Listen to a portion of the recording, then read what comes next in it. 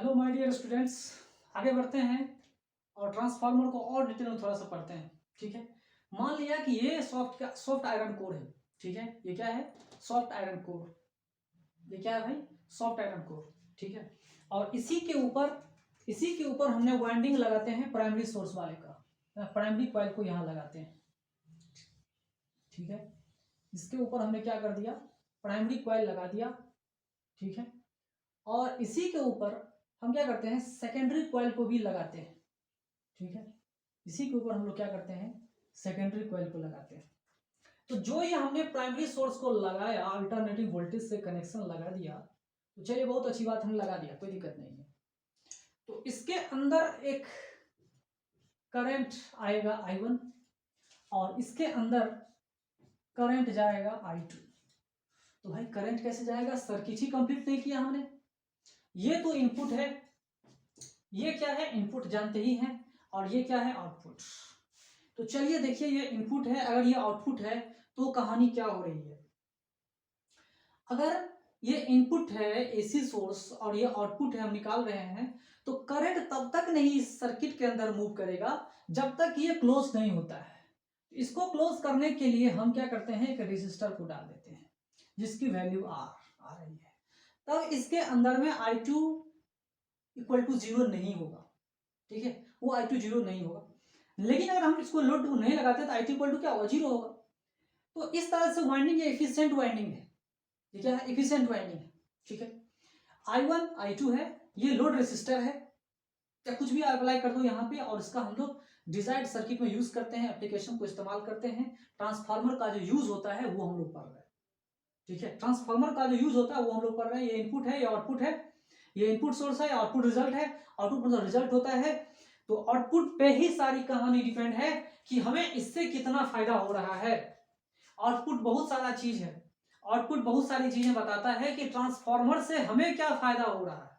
इस बात को पहले समझिए, इस ट्रांसफार्मर से हमें क्या फायदा? क्या हमारा करंट बढ़ा? क्या हम करंट को बढ़ा सकते हैं? क्या हम वोल्टेज को बढ़ा सकते हैं? क्या घटा सकते हैं? ये सब चीजें अगर ये ट्रांसफार्मर एप्लीकेबल है, अगर ट्रांसफार्मर अलाउ कर रहा है तो बहुत अच्छा चीज है। ठीक है, तो हमारे घरों के आसपास एक ट्रांसफार्मर लगा रहता है। ठीक है, उस ट्रांसफार्मर का क्या काम होता है? अगर आप घर से कहीं बाहर निकलते होगे तो जरूर उस ट्रांसफार्मर के ऊपर नजर जाता होगा। उस ट्रांसफार्मर में कुछ कुछ आवाज भी आती रहती है, उससे हमेशा कुछ ना कुछ आवाज आती रहती है। हमिंग बर्ड सा कुछ ना कुछ आवाज आती रहती है, गर गर गर गर कुछ ना कुछ आवाज आती रहती है। तो कब आवाज आती है? जब वो चल रहा होता है। एसी सोर्स, ये भी एसी सोर्स, ये अल्टरनेटिंग सोर्स इनपुट है, ये भी अल्टरनेटिंग करंट दे रहा है, आउटपुट है। ठीक है, अब इसके अक्रॉस हमने रेसिस्टर डाल दिया। आई बात कहानी समझ में?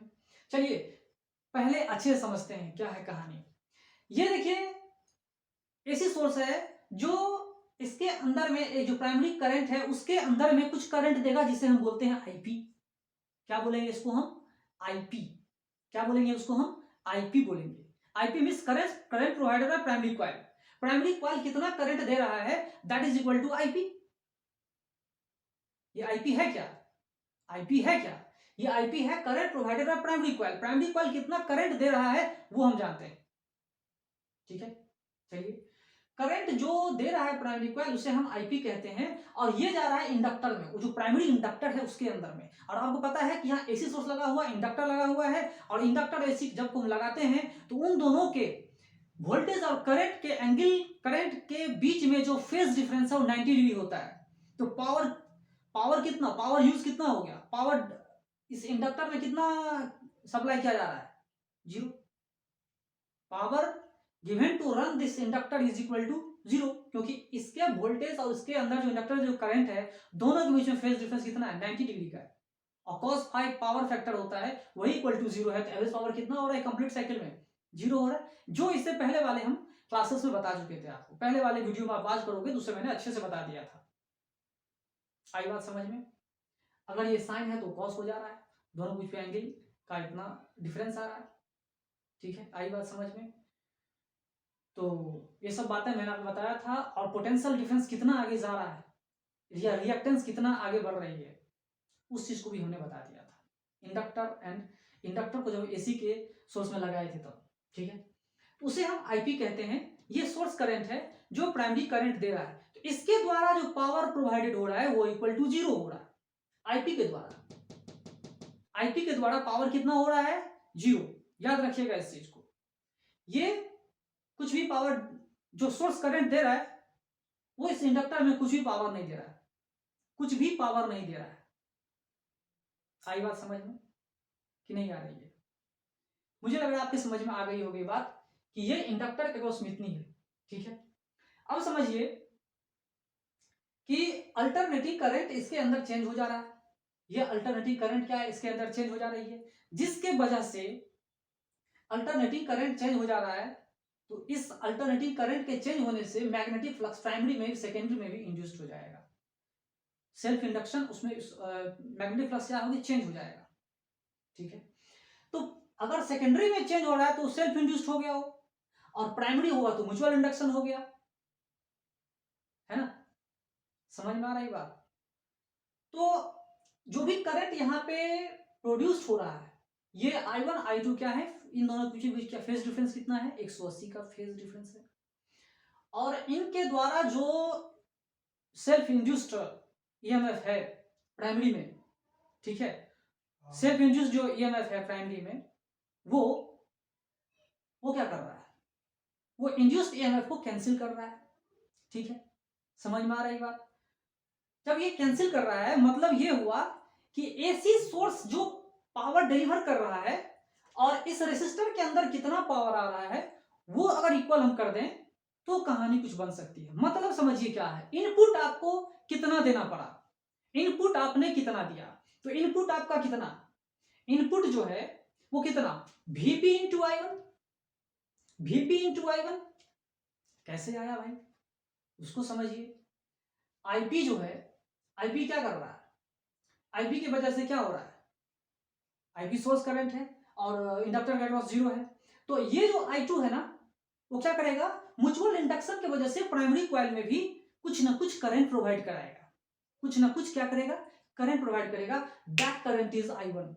वो करंट I1 है, म्यूचुअल इंडक्शन से यहाँ पे हो रहा है, फिर म्यूचुअल इंडक्शन हो रहा है, 2 बार म्यूचुअल इंडक्शन हो रहा है। यहाँ पे देखिए जो आईपी सोर्स है करंट को चेंज कर रहा है, करंट के चेंज होने की वजह से ये I2 करंट चेंज हो जा रहा है, ये भी चेंज होगा। अल्टरनेट सोर्स ये भी अल्टरनेट करंट है, I2 भी अल्टरनेट करंट है, और इसके चेंज होने की वजह से अपने कॉइल में भी सेल्फ इंड्यूस करेगा, प्लस प्राइमरी कॉइल में भी म्यूचुअल इंडक्शन लाएगा, और म्यूचुअल इंडक्शन की वजह से वो करंट क्या हो रहा है? I1 आ रहा है, I1 आ रहा है वो करंट।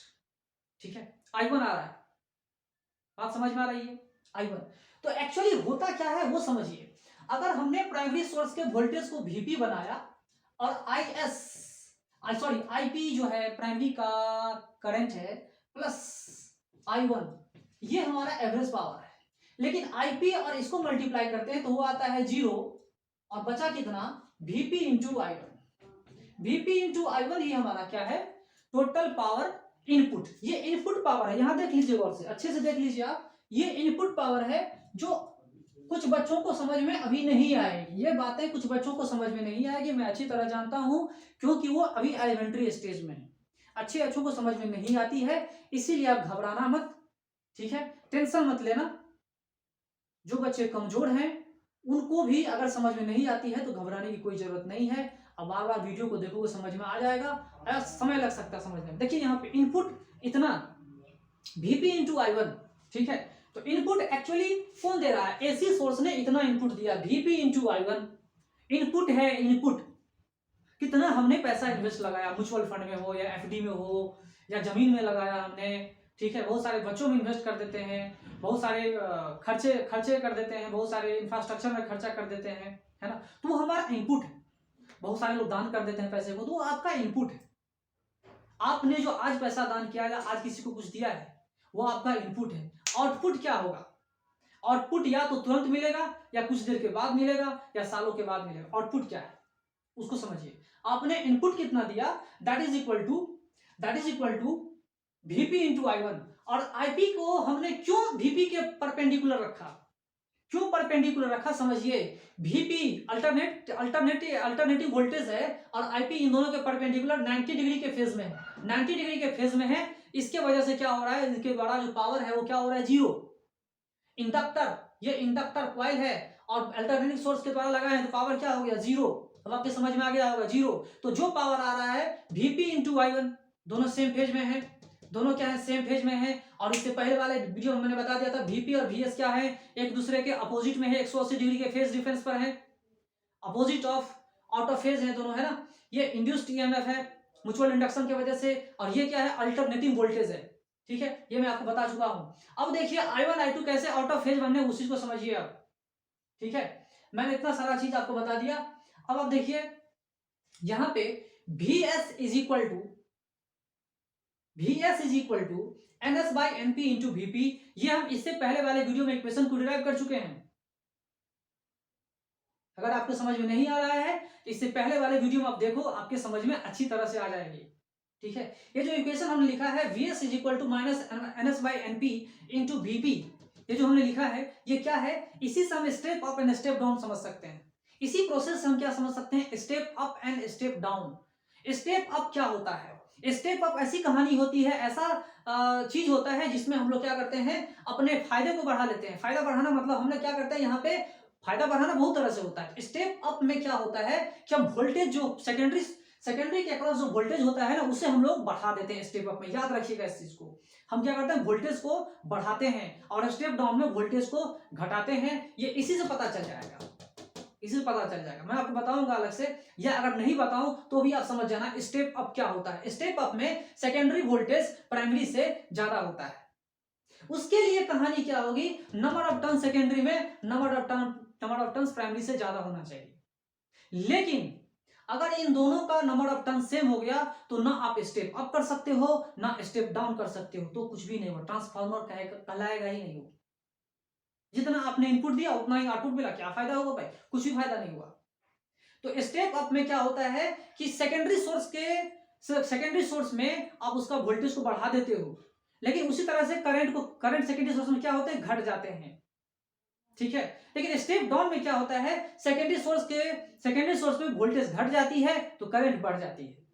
दोनों एक साथ हम बढ़ा नहीं सकते, दोनों एक साथ हम घटा नहीं सकते, क्योंकि V इंटू आई पावर जो है वो क्या है, कांस्टेंट है, ठीक है, क्योंकि एनर्जी यूनिवर्स का कांस्टेंट है। तो Vs is equal to minus NS by NP into Vp हमने लिखा, ये इक्वेशन देखिए। लेकिन पावर लॉस नहीं हो, एक्चुअली होता है बहुत सारे कारणों से, लॉस तो होते हैं, लेकिन अगर पावर लॉस नहीं हो रहा है, आइडियल थिंकिंग हमारा सोच अगर है, जितना हमने दिया, जितना पावर हमने दिया, अगर हम ये सोचते हैं कि जितना हमने पावर दिया उतना ही पावर अगर आया तो क्या होगा, ये स्टेप अप स्टेप डाउन अभी छोड़ दो।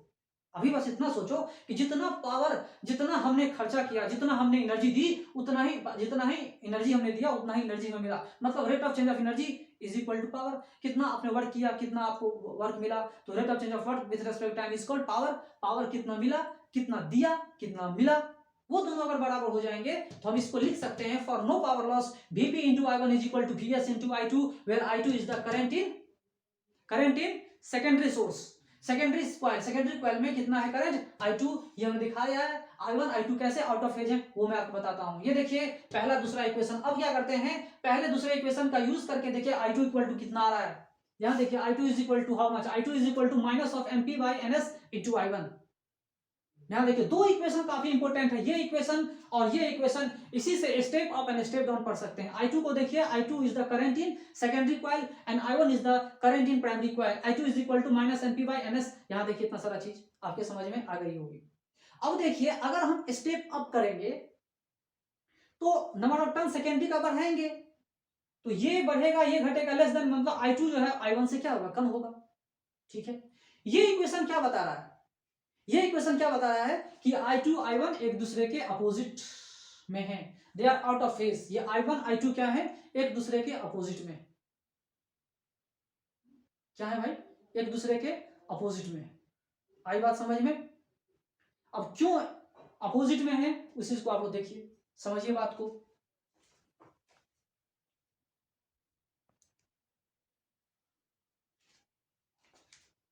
तो इतनी बातें आपके समझ में आ गई होगी मेरे हिसाब से। तो आप क्या कर सकते हैं, यहां देखिए I2 is equal to minus NP by NS। और स्टेप डाउन में क्या होता है, स्टेप डाउन में क्या करते हैं, हम प्राइमरी टर्म्स को ज्यादा बढ़ा देते हैं। तो स्टेप डाउन में क्या होगा कि I2 बड़ा होगा I1 से, ठीक है। दोनों आउट ऑफ फेज है, I1 I2 दोनों आउट ऑफ फेज है। क्यों है?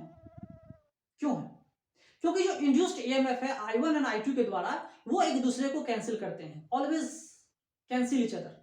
I1 I2 दोनों अल्टरनेट सोर्स ऑफ करंट है, दोनों के द्वारा जो इंड्यूस्ड करंट है, इंड्यूस्ड ईएमएफ है, वो एक दूसरे को क्या करते हैं, अपोज करते हैं, कैंसिल करते हैं।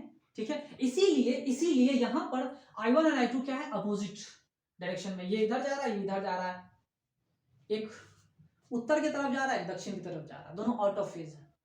ठीक है, कभी कभी किसी को बोल देते हैं पागल हो गया है। पागल हो गया क्यों बोलते हैं? वो हमारे हिसाब से काम नहीं करता है, इसीलिए हम उसे पागल कह देते हैं। आउट ऑफ फेज, फेज का आउट हो गया है। उसी तरह समझिए, ये करंट इधर जा रहा है, ये करंट इधर जा रहा है, दोनों आउट ऑफ फेज है। ठीक है, समझ में आ रही है? और एक बेसिक चीज मैं आपको बताना चाहता हूं कि जो ये अल्टरनेटिंग सोर्स जो इंडक्टर के अंदर जो करंट देता है आईपी जो देता है ना, उसकी वैल्यू I1 से क्या हो रही है, कम है। उसकी वैल्यू I1 से कम है, मतलब I1 की वैल्यू जो है ना, I1 की जो वैल्यू है वो क्या हो रहा है, ज्यादा है। I1 की वैल्यू क्या है, ज्यादा है सोर्स करंट से। ये सोर्स करंट जो इंडक्टर के अंदर जा रहा था, ये सोर्स करंट है। आई बात समझ में कि नहीं आई? ठीक है, और I2 क्यों प्रोड्यूस हो रहा है, ये भी मैंने आपको बता दिया। आई बात समझ में? I2 को I1 को I2 को कौन प्रोड्यूस करता है, वही मैंने बता दिया। आई बात समझ में?